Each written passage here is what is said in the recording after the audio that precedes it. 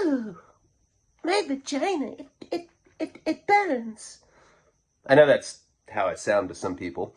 So I will not complain about my tooth, and I did not practice that. That was just straight raw talent cut right there. I've never, I know I explained the last time, I have to get 2 root canals done on this side, 1 on this side.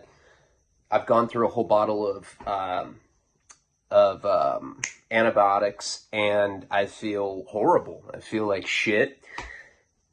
Pain tooth is the worst, but I'll say this. The last month of depression, it wasn't that long. I think it was like a week and a half. I would take physical pain over that shit any day. I know I say it all the time, and if you've ever experienced real, like, dick sent to non-relatives, you're just like, fuck, dude, I'm gonna send my dick to this fool up in Berkeley. He gets it in the mail, and he's like, babe, I got a dick in the mail again. Must be one of those Southern California bitches. I forget what my point was, but I'm not depressed anymore. Just in a lot of physical pain. I'm like drinking local anesthetic shit like it's ginger beer. I just don't know I don't think I've ever had ginger beer, but let me just say that in Fear and Loathing in Las Vegas, and it's one of the best movies ever.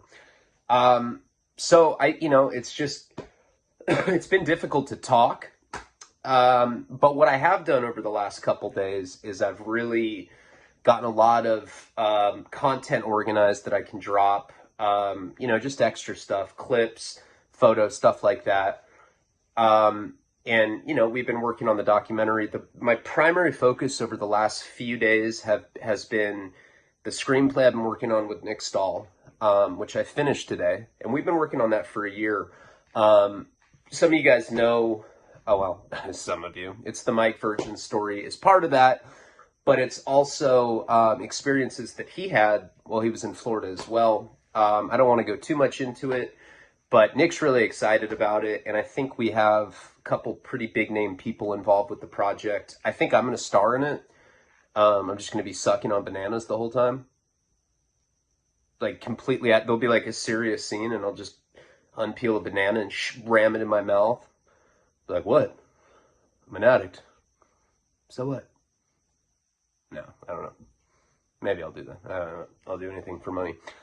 I'm excited that we got that done. I mean, we spent a year on that script, and various things happened in both of our lives. I watched a movie that he starred in last night. I got an advance copy of it. He's a badass actor. I've always been a big fan of Nick. Back in the Bully days, especially, like I love Bully. If you haven't seen Larry Clark's Bully, it's the same director that did Kids. It's a really, really, really good movie about a guy that rapes chicks and makes them watch gay porn, and then they kill him. I didn't give anything away. That's what it says on the back of the box. But if you haven't seen that, you should definitely give it a shot. And I'm trying to get this big chunk of this doc done instead of like doing it piecemeal, like I've said. I've like I was saying, I've been working on the screenplay. I've also been working on getting content together, and I'm getting ready to do our first meeting this week, our first like real meeting as a board for the Paul Project. Like I've said this whole time, it's really important that I get that done before the documentary comes out, because it's just such a good way to underscore that issue and get it out to people. And that's something I really want to do, regardless what people think. It's usually YouTube people, and recently I've been accidentally making Patreon videos public, and that has not been intentional. It really pissed me off that I did that, but I've unlisted them now. People think that somehow I'm using one of my best friend's death as like some scam. I fully have been actually working on it. It's just COVID has really kind of hindered what progression you can make, because it took forever for the Secretary of State filing to go down, and now we're working on the federal one, but it can actually function now. So the things that I've been talking about over the last few months about getting a board of representatives together for each state, we're going to actually have a meeting this week, the first meeting with the actual board, and figure out exactly what our game plan is. And that's something I'm proud of. I was thinking about Paul today, and it just sucks when you lose somebody that means that much to you. You guys would have liked him a lot. It's unfortunate that in the later years of his life, he had really, gone through some pretty significant brain damage. So he wasn't the same guy. And by the time I started my YouTube channel, he wasn't as sharp as he used to be. And he was just suffering a lot. So, I do take some comfort in the fact that I know that he's out of pain now. It's just been a rough loss with him. So I feel like being able to distribute Narcan out to people, that'll definitely save lives, and it's not going to make up for a lifetime of mistakes that I've made. It's not going to bring Paul back, but I know for fucking sure that he would be proud of the fact that I'm doing that in his name. Because when he was sober, he was all about helping people. That was his whole MO, and that's what helped keep him sober. That's what helped keep anyone sober. It's not like I'm the poster child for sobriety, but honestly, I don't stick needles in myself. I'm not a slave to any substances. I smoke weed, take ecstasy once in a while, and sometimes I shit in a brown paper bag and huff it until I hallucinate. So let's get into the story. This is going to be the last story I'm going to do for a while in this storyline because I want to focus on the exclusive ones. I've been saying that, but I need to do that, and I don't know. I've been feeling this particular storyline. I don't read the comments. No idea if you guys are mad at me, what's going on. In no way, that's not, you shouldn't interpret that as like me not giving a fuck, because I do, and I'm appreciative of each and every one of you. It's more that I'm just a little bitch, and I can't take criticism. Like, I can and I can't. It just depends on where I'm at. I was going through a bad depression, so I just stopped, and I'm catching up right now. So, and messages I never respond to because I get so many of them, and please don't take that personally. It's really difficult to juggle that many messages, but I really do appreciate you guys, and I'm going to try to get better about being more responsive to comments. And, also this week, definitely, I organized a bunch of stuff to start uploading because I feel like Patreon should definitely have photos and videos and stuff like that. I'm getting in my rhythm right now, but I'm getting things accomplished. I finished the script today, getting ready to put that bigger cut for the doc up. So I'm working hard to get that done. And I'm trying. I think that over the next couple weeks, I think some shit's going down in the country. Probably because the media tells us, there's going to be riots on election night.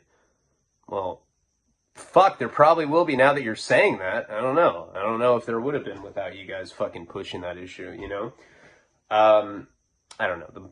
The news bums me out. I don't even watch it. But I do see stuff on social media, and it's a disgusting time. I don't give a fuck what anyone says. This is the worst year we've ever had, ever. It fucking sucks. And I'm going to get into the story now. All right. So where we had left off last time, and I'm going to try really hard not to do a huge recap so we can just get right into the story, because I know that I've been picking up the bad habit of doing that. It is not because I'm out of content or material. It's because I fucking forget where I was. But let me just get briefly through the bullet points. Up in Washington State, I went there because I've been ratted out I didn't know if I'd been ratted out. I went to go do a drug deal. Dion was in the driver's seat, and in the passenger seat that there was a guy that had set me up, or he was an undercover cop. I don't know, a couple years before that. So, I'm doing a lot of crack at that time. When I say $600 worth a day, I'm not exaggerating. It was probably more than that. Jeff says that all the time. I'm like, do you think I bullshit on my stories? He's like, well, if anything, I think you make it sound like you're less of a drug addict than you are. I was like, what? I think anybody thinks that I'm like a poser drug addict. He's like, no. But, you know, like you say, you used to shoot 7, 8 Suboxone strips a day. It's like, you're doing like well over 10. And when we talk about crack, it's, you know, it's arguable that I was doing more than $600 worth a day. But anyway, when you do crack like that, you get fucking paranoid. I mean, it comes with the territory. And it's really hard when you're in that moment to separate what's delusion, what's paranoia from some raver black guy with an undercover cop setting you up. You know, it seems, with all logic, with all intent purposes, now you say that, it seemed like that's what was happening. It made me leave. We go up to see my connection, Sass in Santa Cruz. We knew that he'd be able to put us somewhere. And he ends up letting us kind of lay low at this place up in Washington State. During that time, I was doing this like cross-country drug deal with these supposed biker guys. But when I saw them, I felt like I was in a bulimia unit at like a local psychiatric hospital. I mean, these guys were like rail thin, mullets, Joe Dirt, all that stuff. While I was at Sass's house, I end up finding what I estimate is about $500,000 of cash. Now, you're probably wondering, I don't know if I've ever like addressed this directly or not, but these multiple houses that this guy Sass had, were they safe houses? Were they places that he stayed because he frequented these particular areas?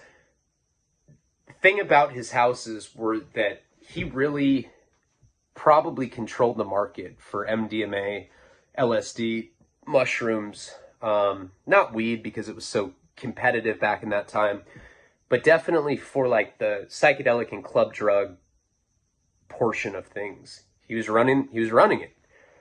He had this connection that lived out in Oregon, but he was like responsible for Washington State, California, and he distributed in Oregon himself. So he would have these houses because he had people like me and Kevin who were runners for him that would, work in various territories. And that's really how he had it. I mean, at one point, he had showed me a map. It was like some shit you'd see in like an 80s cop movie. There was like all these different like multicolored pins on it. And he was explaining to me that there was, 50, 60 of me, people in my position. Basically runners, which, think about it, it's probably hard to fill that kind of position because you have to find somebody that's street smart, and I'm not saying that I was like some street genius or anything. I'm just saying that I had been doing drugs long enough. I'd been in that world long enough where I could navigate it. So you have to find somebody like me. Then you also have to have somebody that either is stupid like me, naive like me, who's not going to be petrified of what they're doing, because when you get caught doing shit like this, you spend a lot of time in prison, which I did. And I was with Tom.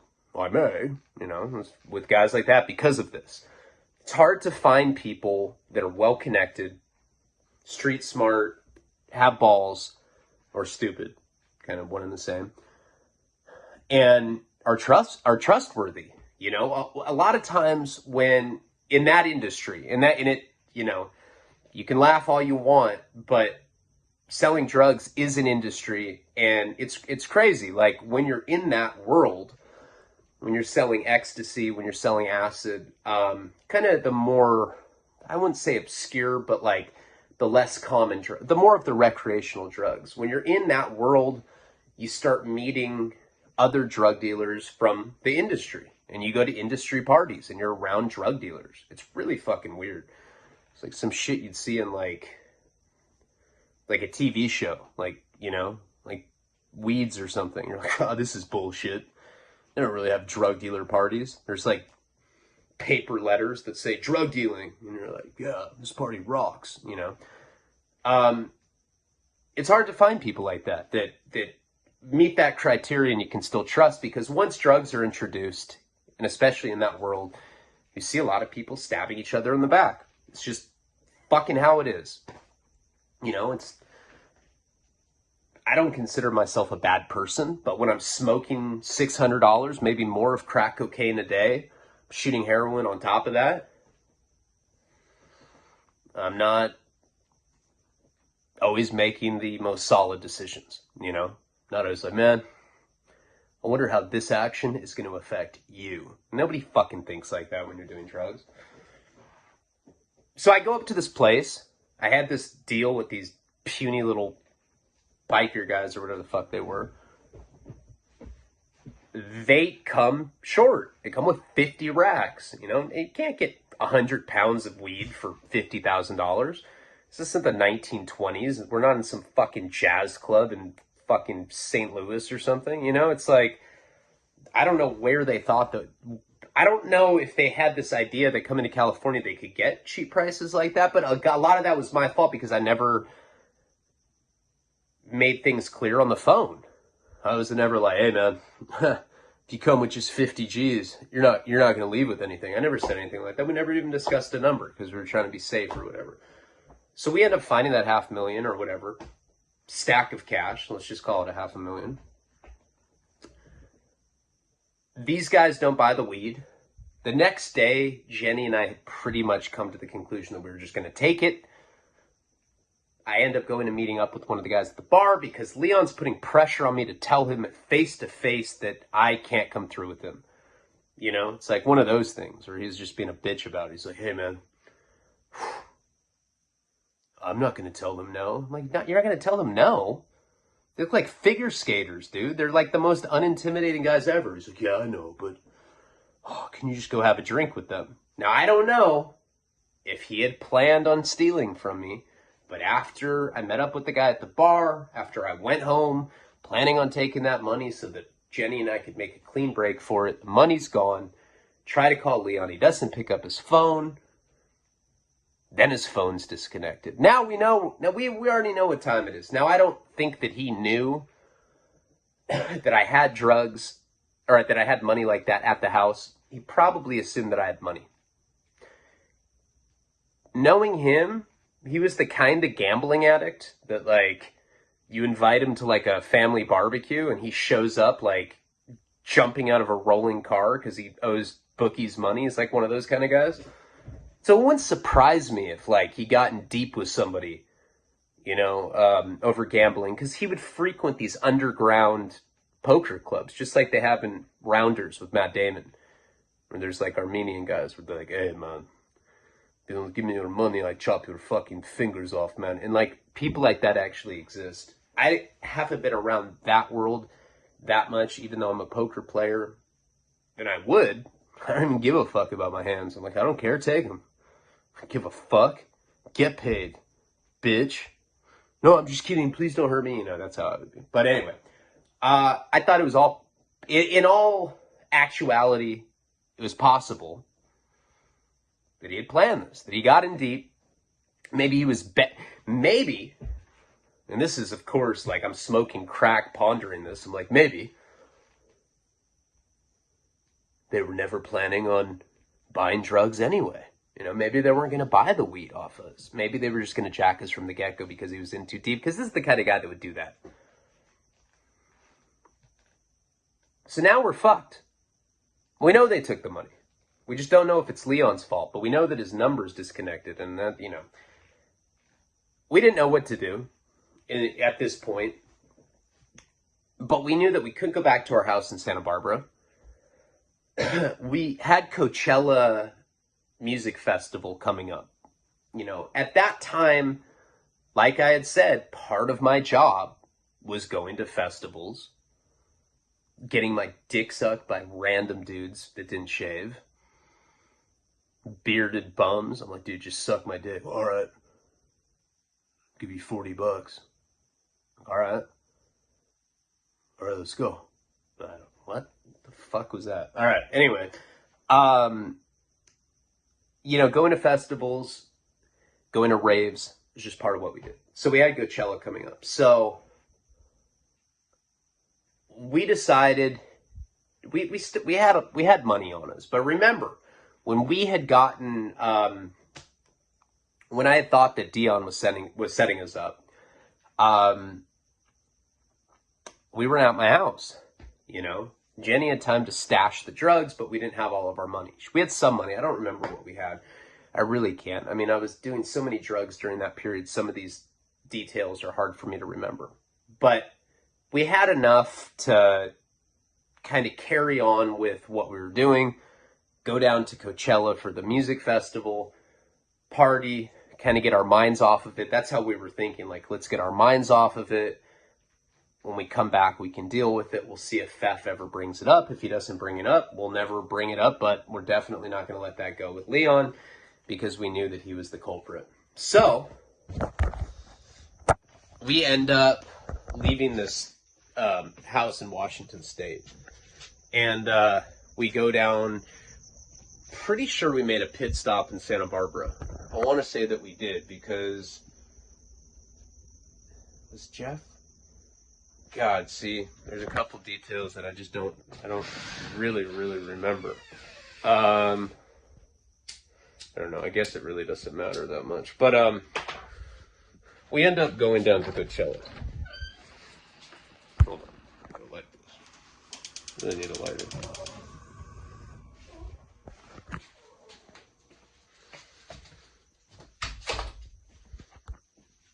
We end up going down to Coachella Music Festival. Now, what I do remember is that year, my dad had gotten me, I think he had gotten us a hotel room, I want to say, and it was going to be in his name, you know, and I think that maybe that's the reason that we decided to go in the first place, you know, with all this weird shit going on in our life. Aside from just wanting to like get our minds off of it for a little bit, I'm pretty sure that my dad had gotten us a hotel room in his name. I don't know. We went so many times to different festivals. I don't know if that was the situation, but whatever it was, we went down there.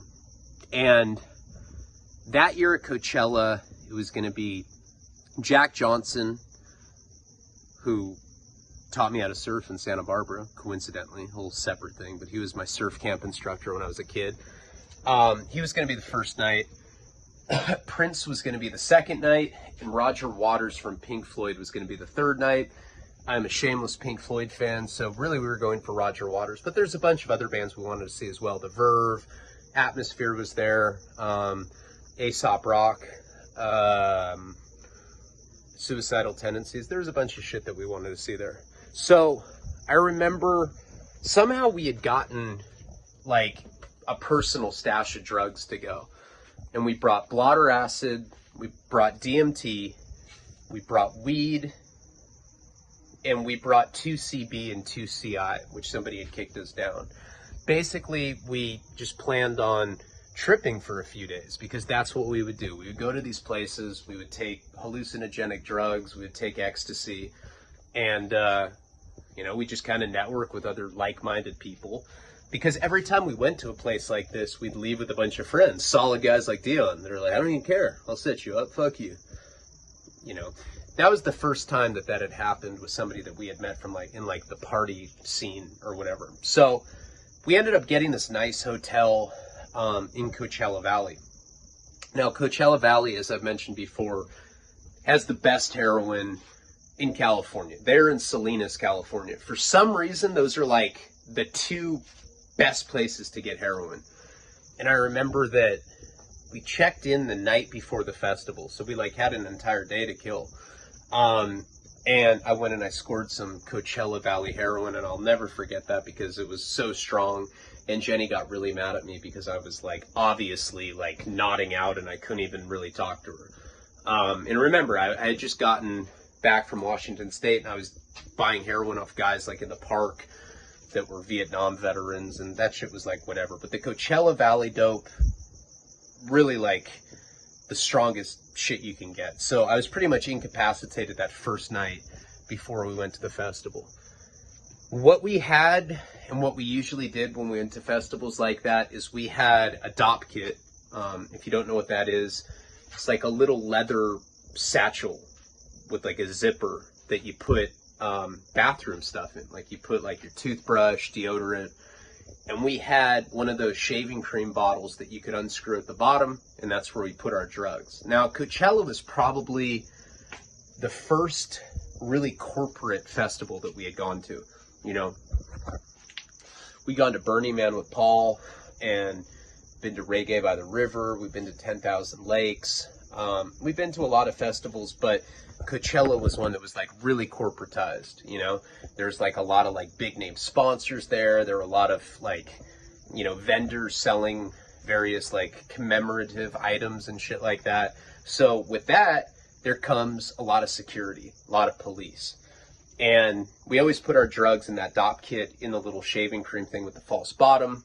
And I remember going like, you know, in the parking lot, and I'm sure back then, you know, we had VIP passes because we had a lot of money back then. So, I mean, you know, at Coachella, you buy these weekend passes, but you can also get VIP passes where you can go backstage. And we did have that, in fact, I remember for sure.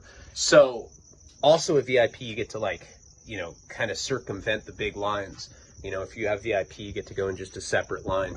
And I remember right when we got there, there were like people selling balloons full of nitrous oxide for like $2. So I'm like, oh, yeah, this place is going to be not too bad on drugs. We're probably cool. I don't even think we need the DOP kit.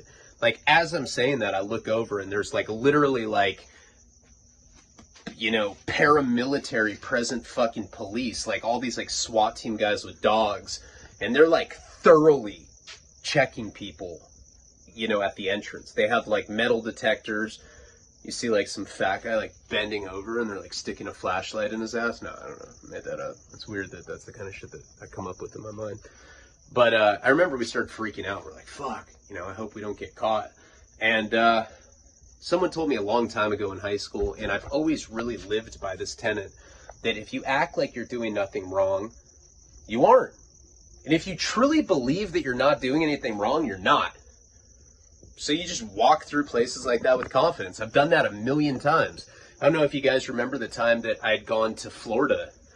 I know that I had asked if I'd ever told this story, and someone said that I had. I don't remember that I ever told this story, but one time right before I'd gone to Burning Man, my friend that I'd met in jail, this guy that I did acid with in jail, he told me to come out to Florida because he was living with some stripper that he had married, and they lived by these cow patties and you could pick wild mushrooms. So my whole plan was to go out there to pick mushrooms, put them into brownies, you know, make some brownie batter, make brownies, put them in tin foil, send them back to California, and then go to Burning Man. It's a barter system there, so you trade. And we were going to trade all these mushroom brownies for like other drugs. And then when we were done with Burning Man, we'd come back and we'd have this like exotic drug collection that we could sell. That was my whole plan. And that guy ended up burning me. I remember that whole thing. But when I went on that particular trip, I remember at that time, the heroin that I was doing was the same heroin that I caught my federal case for. It was multicolored balloons. They were about that big. I'm sure you guys have seen the evidence photos that I've posted on Patreon of those. They come in these like 24 packs, and each balloon had like maybe like a 0.1 or 0.2 of heroin, and it was really good heroin. But they were these multicolored balloons, and I remember going on that particular trip. I was strung out to the fucking gills. One of the points of the trip was to kick heroin while I was there, and the guy ended up burning me. But to get on the plane, I had to bring heroin with me. And I remember I got a king-size bag of M&Ms. I emptied half of it, and then I filled it with these multicolored balloons. And I remember I just walked on the plane with it. I could have had my dick out. That's how confident I was. Just walking with my little root beer barrel dick sticking above my pants. But I just walked through security, and I was eating these king-size M&Ms. And there's probably like 40 multicolored balloons full of heroin in the bag. I literally like walked through security. This is before they did the body scans or whatever. And I was eating M&Ms, had heroin in the bag. I set it down on the counter, and they just handed it back to me. And that was that. Didn't even go through the x-ray machine. I got on the plane with about 40 balloons full of heroin, and I had syringes in my carry-on. Back then, it was like wide open. I don't know why. This is post 9/11 too, but this is how I remember it happening. But like I had literally had syringes in my carry-on, and I was like shooting up at the airport. It was fucking crazy. But anyway, point of that story is that I'd learned long ago that if you just confidently walk through security checkpoints or anything in life really, and you act like you're not doing anything illegal, then you're not. You know, it's the people that act sketchy that get caught, you know, and that has saved me, and it has rung true literally hundreds of times in my life. So we walked through the security checkpoint at Coachella, and I remember right away, like right when we got in there, you know, Jenny was wearing like a little, she had like a little tutu on, you know, fucking raver shit. I was wearing like a dildo chain, some chain with like some big old dildo on there. No, I don't know.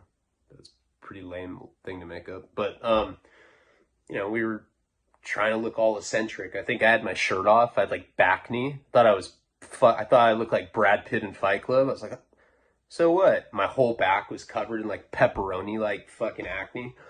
And right when we got in there, Jenny ended up hit a blotter acid on my tongue.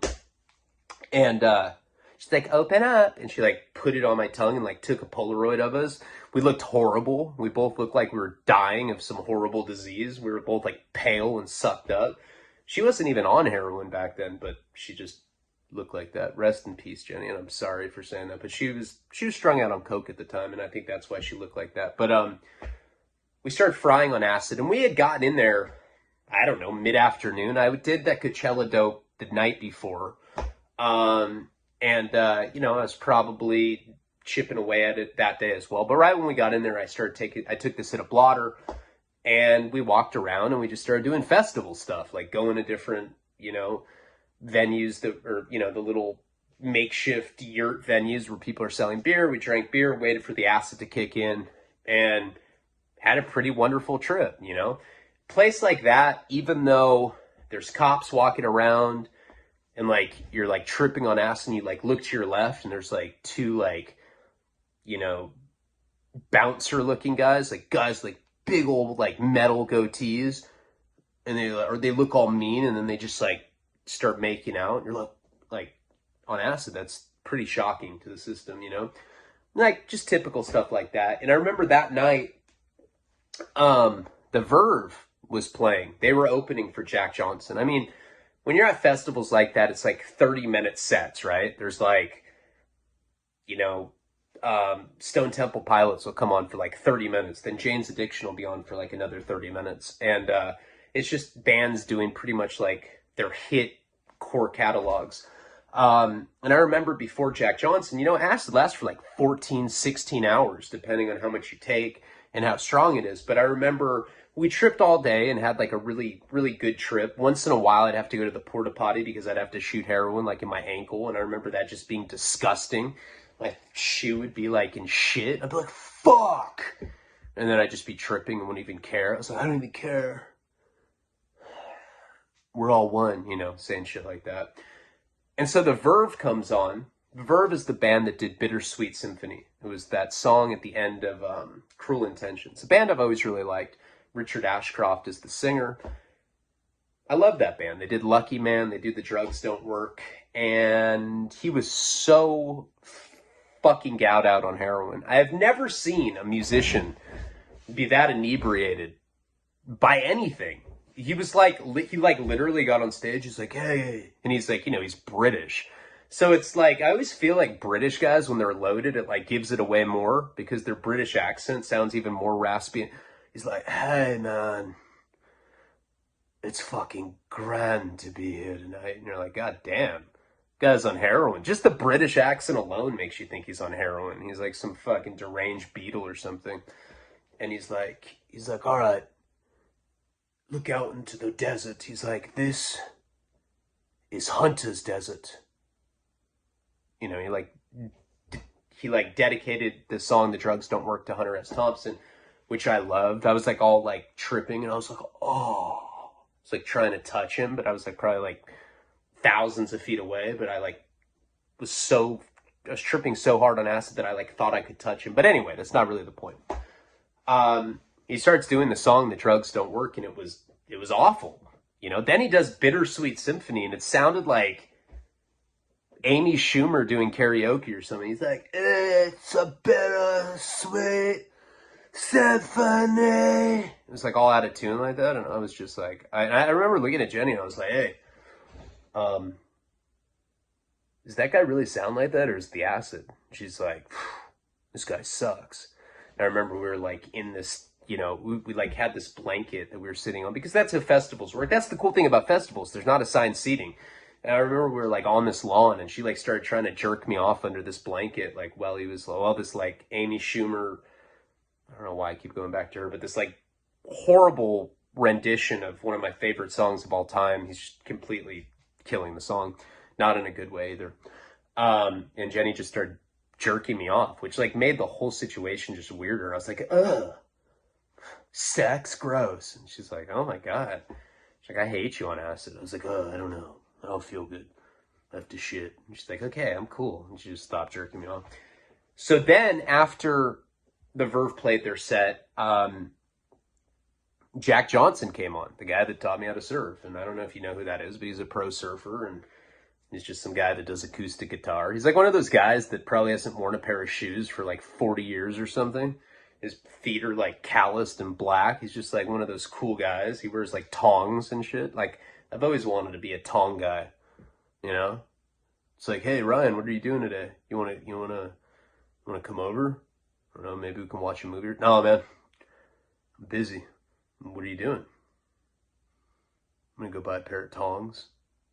Right on, brother. You know, I could never see myself saying shit like that. But he played. He was great. He had this whole like, you know, he has this whole like surfer Hawaiian vibe to him. And that was the first night. And I remember leaving Coachella was a nightmare because it's always a zoo leaving any concert, especially when you're on acid and you have like security guards with like flashlights. It looks like they're at the airport and you see all these lights and you're seeing all these tracers, and you're just like, I don't know, maybe try jerking me off again. She's like, yeah, I don't want to. You denied me before. You're a bitch. I was like, all right, whatever. So we end up leaving, and we go back to our hotel. Now, I don't know if I told you guys the story about the time that Jenny and I had our first threesome or not. But Jenny, God bless her soul, was bisexual. And she, I don't think she'd been with a girl before she started dating me. But I was kind of on to her every time we'd watch porn. She'd be like, I'm just trying to watch two bald chicks fuck with dildos. I'm like, what? Fucking down. Sounds bomb. Let's do this. And we'd be watching it. I'm like, ugh, I don't know. It's not doing anything for me. And she'd be like, yeah, me neither. I'm like, why are you talking like that? So it was like pretty clear from the beginning that she was into girls as well. I don't even know if she was into me, you know? She wouldn't even like give me a head. She'd just be like, I just want to lick your ass. No, that's not true. But at the first night that we did that, was we were hanging out with this girl, Jessica, and she was on the show Intervention. I don't know if they used her real name for that or not. I think they did. There's this girl named Jessica, and we were hanging out with her boyfriend. We're smoking crack. We're doing heroin. She was, you know, I'm still friends with her to this day. I mean, I love her, but she's a cracko. She'd probably laugh if she heard me say that. Every time I see her, I'm like, you're a cracko. She's like, oh my God, you're the funniest guy. I want to suck your dick. I'm like, I don't know. I mean, I don't have AIDS, but I'm not saying no. What up? It's like, I'm just kidding. And then she'll like leave. I don't know. We have that kind of weird banter. I would never say something about someone, by the way, except for my ex-wife, that fucking whore bitch that she is, that they wouldn't find funny. Just so you know, like, I don't talk shit about my friends on here. And really, I try not to talk shit about anybody, even my ex-wife. It's like, you know, the older and more mature you get, you got to look at people like that with compassion and understanding. Yeah, right. Who cares about that stupid bitch? All right. Anyway. No, I meant what I said the first time. We're hanging out with this couple, right? And Jessica's boyfriend, his name is Luke. He's like this old perverted guy. I think he's like a registered sex offender. I don't know. One time I had gone to their place. Like, I remember it was like way like they were staying up in Santa Ynez, which is this like desolate mountain town. And he called me over. He's like, hey man, you think you can bring me a 3-pack of heroin, which is 3 grams of heroin? And I ended up going up to his place, and he opened the door butt naked. And I don't know how to say this, but he had a huge dick. I couldn't stop looking at it. I was like, Jesus Christ, man, your dick is huge. He's like, I know. trying to spit roast Jessica? And I was like, no. My dick was like, I couldn't even pull my dick out when I was like around a guy like that. But anyway, this guy ended up like hanging out all night naked.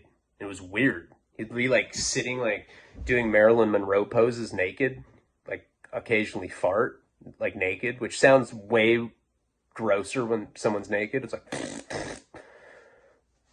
and like she like would, be like touching herself in front of me. But anyway, so like I got the impression that this guy just didn't really care about his chick or whatever. So one time I'm hanging out with him, this guy Luke, this girl Jessica, Jenny, like smoking crack all day. We go to get more crack, and we get pulled over, and he has a warrant. I think I was driving, and I think they checked our IDs, and I think he got arrested. I think it was something like that. And anyway, now it's just Jenny, me, and his girl. We go back to our motel, and Jenny was all cracked out. She's like, hey, ask her if she'll have a threesome with us. I was like, all right, can you stop making that face though? She's like, for sure. And so I asked her, whatever happened, happened. And then this guy was mad about it. He was like, oh, fucking dude, your chick lesbian sexually assaulted my chick. She like forced her to go down on her. I was like, dude, come on, man. Come on. My chick forced oral sex on your chick? Sounds like a fucking Showtime, like, Red Shoe Diary special or something. He's like, I don't joke about lesbian sexual assault, bro. Swear to God, verbatim, had that conversation. I was like, dude, yeah, yep. We pressured her, it was really weird. Like, to this day, that couple's still together. And to this day, he still thinks that, like, she didn't want to do that with her. And Jessica will, like, straight up be like, I don't know what you're talking about. We were smoking crack and yeah, a threesome, so what? But anyway, she's still on old episodes of Intervention. But anyway, so that was the first time that we had done that. This first night at Coachella, we'd done acid all day. And we ended up going back to our hotel. My dad got us, I do remember, he had for sure gotten us this hotel. It was like a really nice place, like $200 or $300 a night, which in that area, when you're out in the middle of some fucked up desert, lot lizard kind of place where like literally every woman there is like a waitress at fucking IHOP. You know what I'm talking about. It's what this place is full of. Now, $200 or $300 a night hotel is pretty nice. And this whole hotel was kind of like when we went up to that party in San Francisco. The entire hotel was full of people that were at Coachella. So we get back after, I don't even know how I drove while I was frying on acid like that, especially with all the lights of the security guards and everything. But we end up getting back, and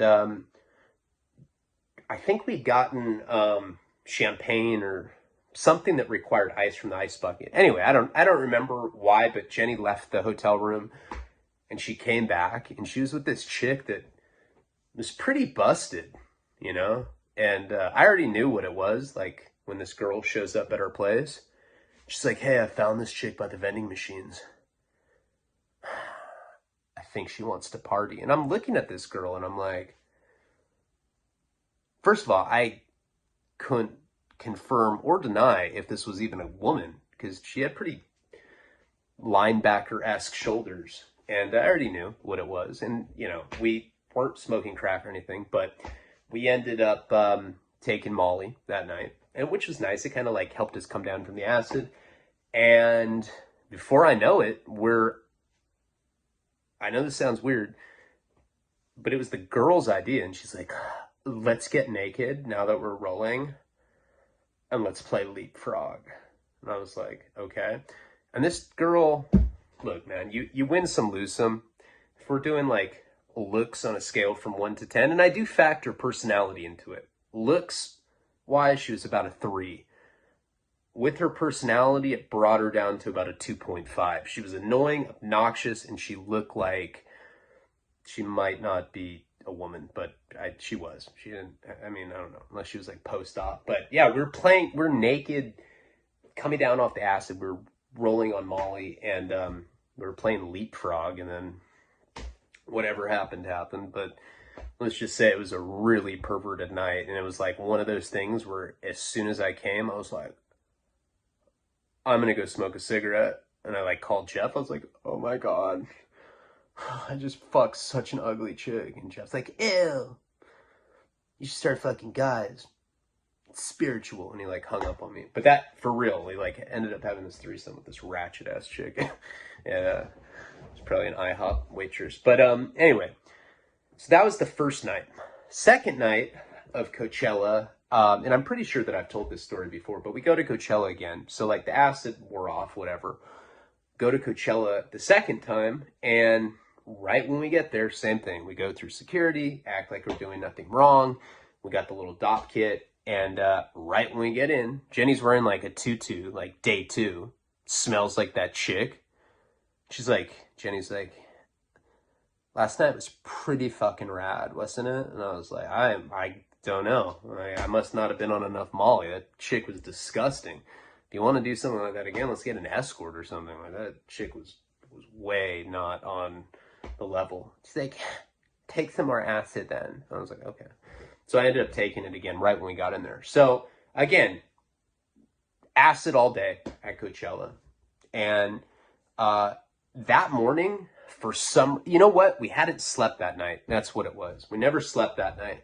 So it was like one of those really long days that kind of bled into another day after the threesome and everything. And so we had gone pretty early. I think the campgrounds, you know, the whole venue opened at like 10 a.m. or something. We went whenever Coachella started is when we went, and we ended up taking another hit of blotter acid right when we get in there. So we're tripping again.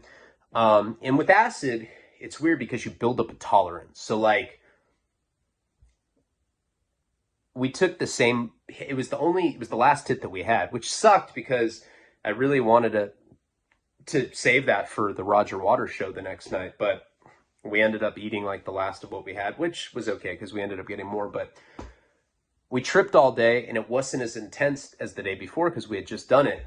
And as the night's approaching, you know, we went around all day just doing random shit that you do on acid when you're at festivals like that. We're like hula hooping and like, you know, we see like the leapfrog chick. She's like wearing like my oversized like shorty skateboards hoodie. She's like, hey. I'm like, oh, dude, be cool, be cool. No eye contact with that chick.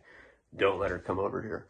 And by the time that as night was approaching, Prince was coming on. And like, I've never been a huge Prince fan. That all changed after this fucking epic show. But I was pissed because Prince was about to come on, and I was trying to find acid. We ended up getting acid the next day at the Roger Waters show. But this particular night, I was going around asking people, and I couldn't find any. It wasn't really the acid crew, you know, it was the Prince crew. It was like there were like guys plucking their eyebrows. I'm like, hey man, you got any acid? Have you ever been to Cairo, Egypt? I have. I'm like, I just want acid. Duh. I don't do drugs. And go back to plucking their eyebrow. What the fuck?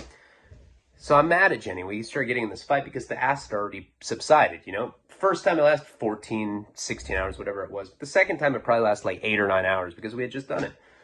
And Jenny's like, well, I have this 2CB, you know, which is a design. If you know anything about 2CB or 2CI, they're like these very horrible synthesized hallucinogenic drugs that fucking suck.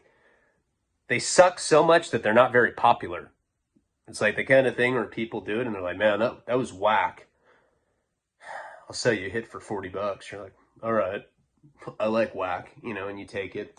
So someone had given us a 2CB at some point, and we didn't even know what it did. We just knew that it was a hallucinogen. I was like, let me get that. And she ended up handing me 2 of them. She was supposed to take one, and I was supposed to take one, and I took both of them. And then she was all mad at me. She's like, you're not supposed to take both of them. And now that I'm thinking about it, I remember telling this story before.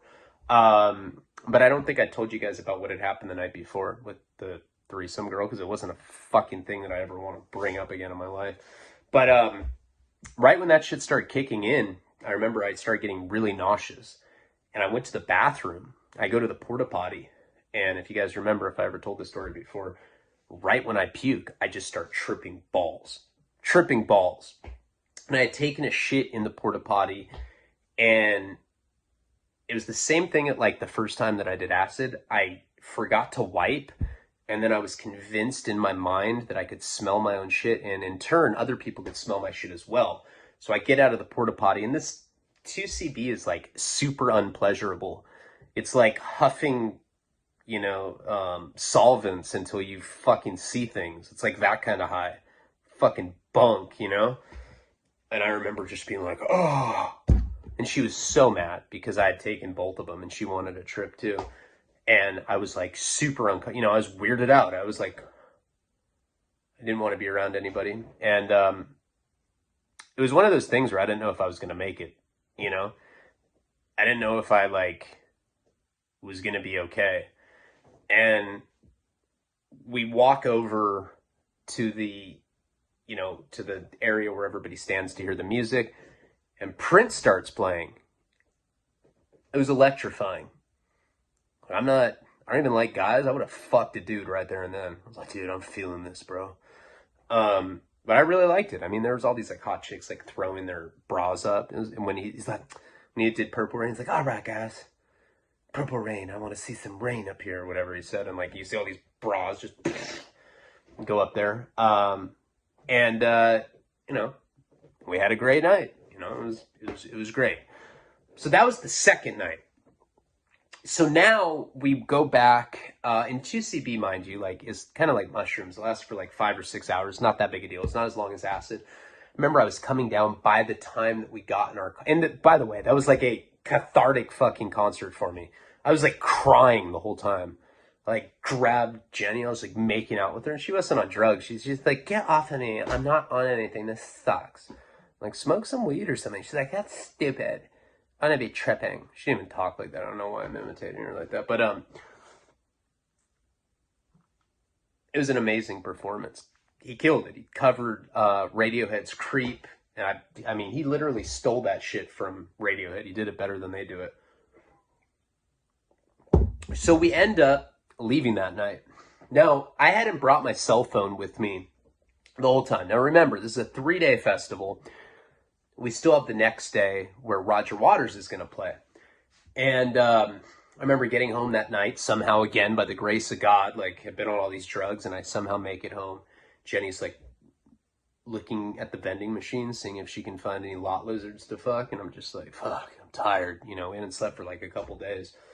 I didn't bring my phone. I hadn't brought my phone with me. So when we get back to the hotel, this was probably before the iPhone 1.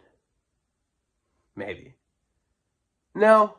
I think we had the iPhone 1. I don't remember. It doesn't, fucking detail doesn't really matter. But I remember we get home, and I have a message from a blocked number. And that's why I think that it was the iPhone 1, because it was visual. But I knew that it was from a private number. Play the message. It's Sass. And he's telling me that I need to call him as soon as possible. And then we have a huge problem. Obviously, we know what that's about, right? So I remember putting the phone down, and I looked at Jenny. I was like, fuck, Sass called. So we have a problem. She's like, did he say what? I'm like, no, it's another problem besides the fucking $500,000 is missing from his house. These bulimic bicyclists stole. Fuck. And that kind of was the beginning of me really tripping out on the whole situation. It's funny when you're doing drugs like that. I'd just been on an insane crack bender before this. Then we go to this festival, and I'm taking all sorts of different drugs. They're pulling me in different directions. You don't think about things directly. And I remember, even though I was on a bunch of drugs and I hadn't slept, maybe it was because I hadn't slept for a couple days, I started getting really fucking paranoid that he was going to find us down there, the police were going to find us down there. And I knew that it was a problem that I had to address. We will get into what happens in this saga in the next episode. I'm going to focus on the exclusive stories now. I don't know. My depression's gone. Physical pain comes in waves. Sometimes it's easier to talk than others. You probably notice I'm talking a little differently, just in a lot of fucking pain. But I do love you guys. I really do. Really, really do. You guys changed my life. And on top of that, you've allowed me to be a good father to my son. And I am a good father. And I'm proud of my ability to put groceries on the table for him. And I wouldn't be able to do that if I didn't have people that really believed in me long term. And that's how I look at my Patreon family. And I just want you to know from the bottom of my heart and my son's heart, and I don't know about Karina. She's like, your dick stinks. But I know we're all appreciative. So thank you guys so much. Palabra.